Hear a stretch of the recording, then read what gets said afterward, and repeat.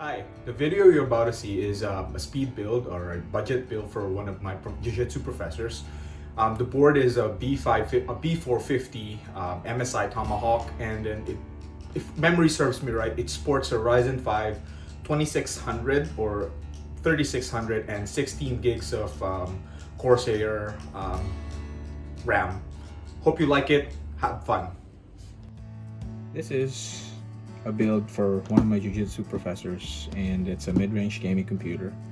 Unfortunately, right now is not the best time to buy parts, and because it's expensive. But if you could get your hands on a Ryzen 5 2600, 2600X, or Ryzen 5 2400G, then that'll probably last you a good 4 or 5 years. Better if you could get a 2700 or a 2700X, even better if you really are strapped for cash. That's my go-to parts.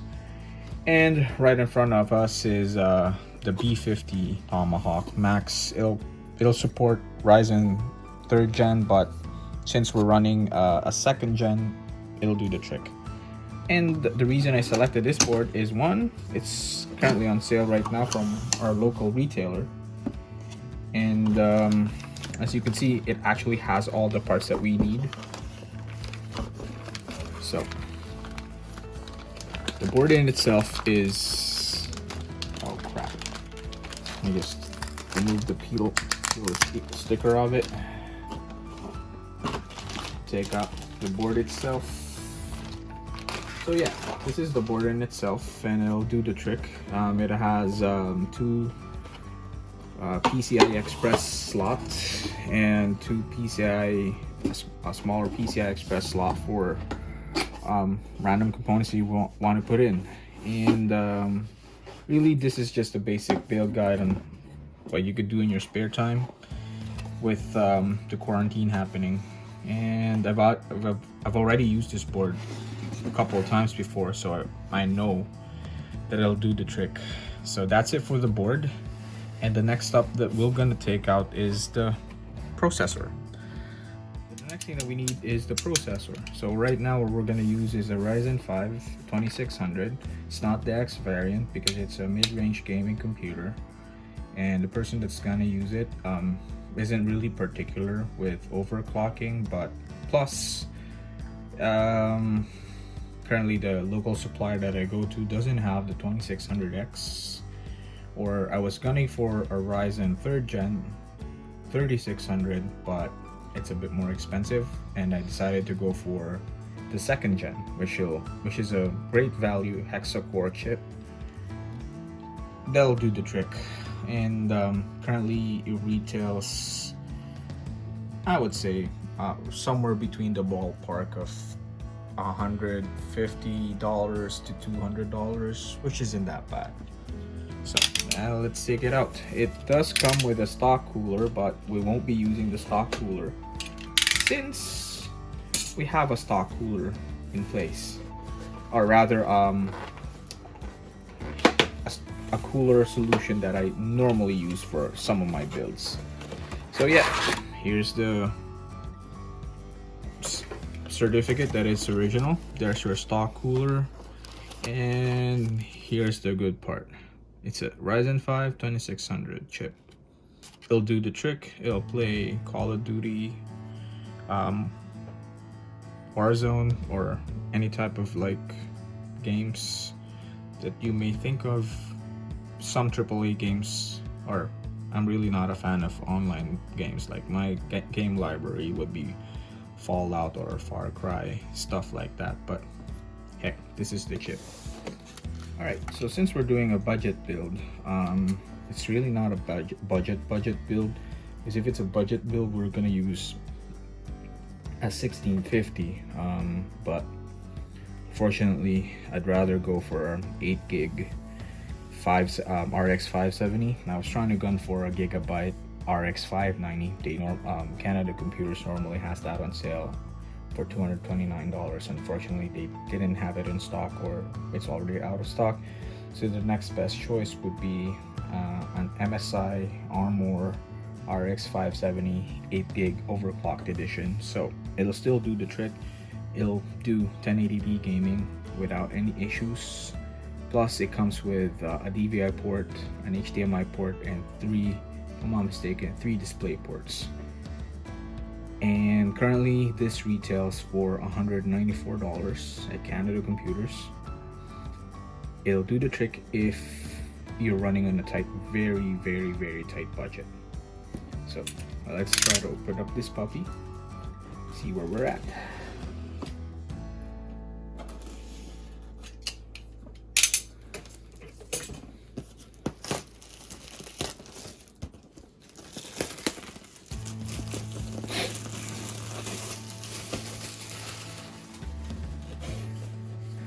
Alrighty, so that's RX 570 right there.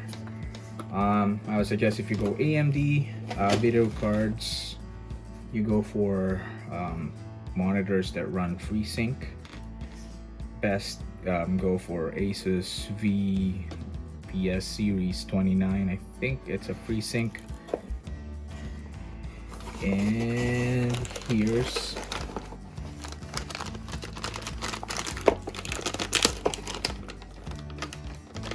the video card. It's actually one of the best in the market right now for budget builds. And of course, you have to peel stuff off, show that it's sold. Yeah, my thing is I always stick it back in the box. And here are the ports. So again, 1 DVI-D, 3 display ports, and an HDMI port. And it's not that thick, but as you can see, it has like a heat pipe, and it uses an 8-pin connector. So even if you have a 500 watt, 550 watt power supply, you could use this. All right, so we're gonna go on to the next part for our build. I'll keep this out. All right, the next thing that we're gonna use is, we're not gonna go with the stock cooler. We're gonna use an RGB fan by CoolerMaster. Basically, the RGB on this one, this little baby here, you could control it with MSI Mystic Light or an Asus Aura Sync. It's the same cooler that I've been using for a couple of my builds. It's cheap. The non-RGB version you could get for, when it's on sale, you could get for about $40. This little puppy right here is $54 because of the RGB factor. But the good thing about it, or as they say, computers perform better the more RGB it has. So yeah, we're gonna go for full RGB effects. The case itself has RGB fan installed onto it already. However, I'm really not a fan of RGB, but heck, it'll look pretty, but it should do its job. So this is right here, roughly around $54 on sale. So if we're not on sale, I would say roughly around 60, 65. So this is our fan here. I wouldn't open this up yet because it needs some assembly, and I hate doing the assembly every opening it up. So there you go for the fan for our CPU cooler. The power supply that we'll be using is a bit of an overkill. It's a 750 watt bronze rated CoolerMaster. They say it's semi-fanless because the fan wouldn't rotate, not unless it's under extreme load. So what I say, but the thing about it is that I'm only after the modular aspect of the fan. It should probably do the trick, and it was on sale for $99. So I was on a really tight budget. I only have what, 1,300. So yeah, for $99, 750 watts of power for a mid-range build, this will do the trick. It'll give you some bit of wiggle room when you want to upgrade your build down the road, but this will do the trick. So we'll open this up later. I don't want the wires coming out, but it'll be a doozy once we put it in the tower. All right, so this is gonna be our memory. It's a Corsair Vengeance RGB Pro.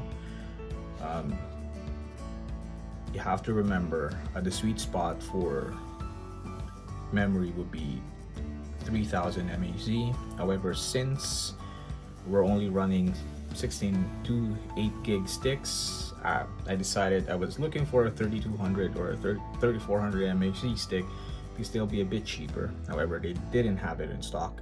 However, they had the 3600 in stock, or not in stock, but it's the last piece, and they had it on sale for $134. So I decided to go with it because it'll probably give some more juice.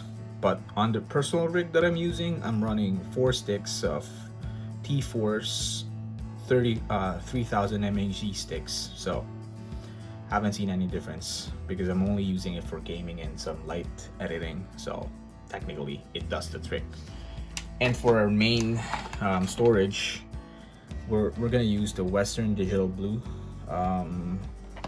It's actually one of the cheaper options, and it's 500 gigs, comes with 5-year warranty. The thing about it is I was supposed to use either a Kingston one or an Intel, but they're a bit more on the expensive side because they're not on sale.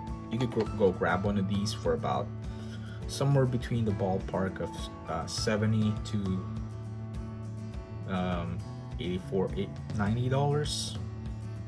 So yeah, it's 500 gig.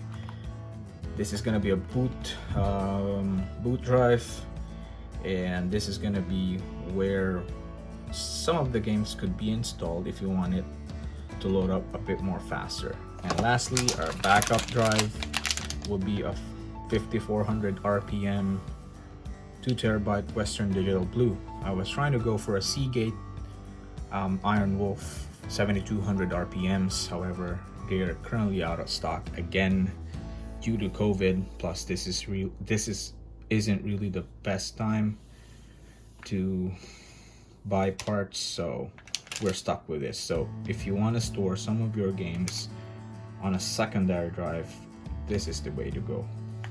So that's it for our parts, and then the case we'll talk about a bit later. If you were wondering, we're actually building this thing up in my bedroom. So yeah, it's a bit because I don't want to do it downstairs for the fact that my niece is gonna, annoy the shit out of me. But hey, this is it. This is the case. It's a Corsair Carbide 175R RGB. It's a mid-tower gaming case. It has tempered glass side panels. Some of the builds that I've done for the office that I work for, I use this. It kind of looks semi-professional, but some of the builds, the offices that we support, we've gone for like custom build because you can specify out the parts. Plus, it's easier, it's cheaper. So yeah, it's a thing of beauty. I was thinking of using this for my previous build, for my own personal build, but I ended up using NZXT H500 series, which by far has served me well. So yeah, let's open it up. And this is one thing I hate, is because if you have this part here, it's gonna, oh yeah, with the thud. Yeah, throw that in one corner. Throw that there. So here's the user manual if you need one, and it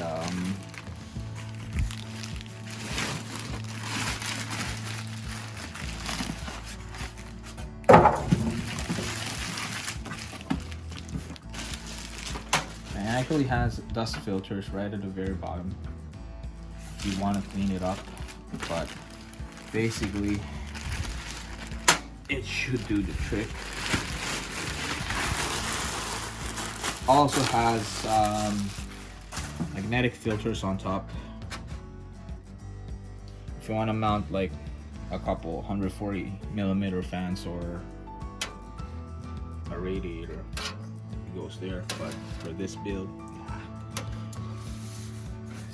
it's just a home computer anyway. Power button right on top, 2 USB ports on top, a 3.5mm jack, a reset button, and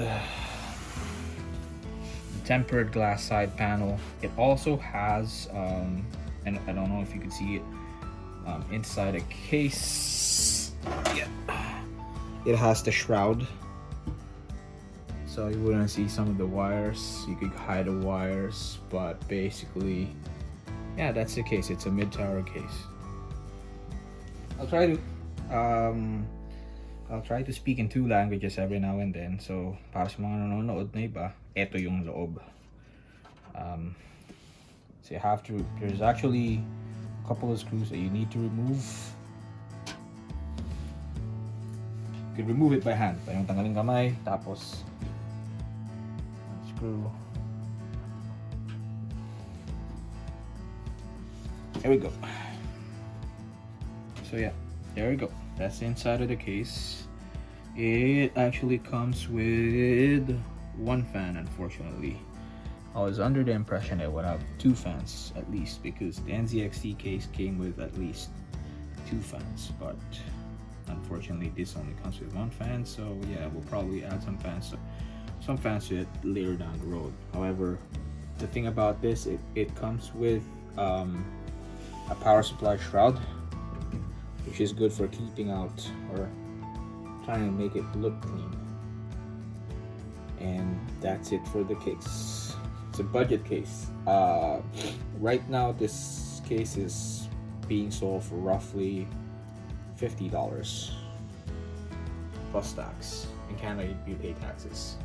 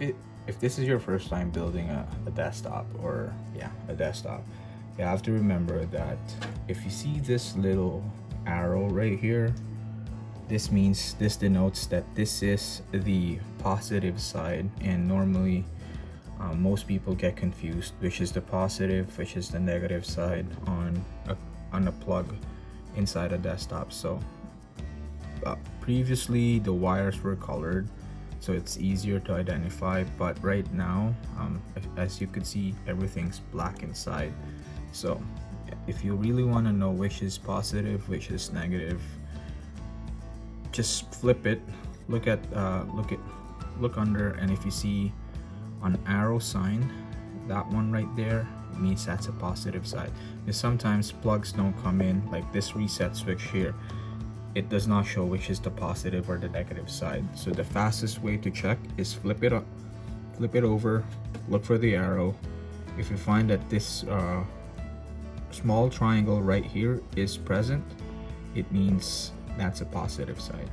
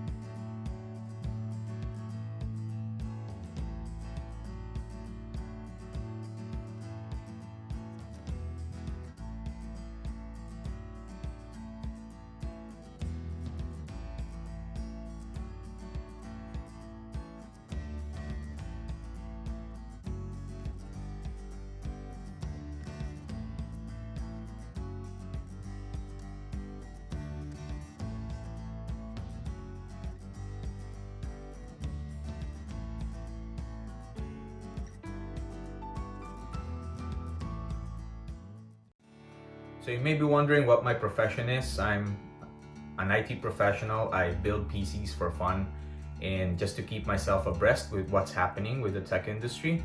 Now, if you have any suggestions, any concerns with the video, you could always shoot us a message or leave a comment.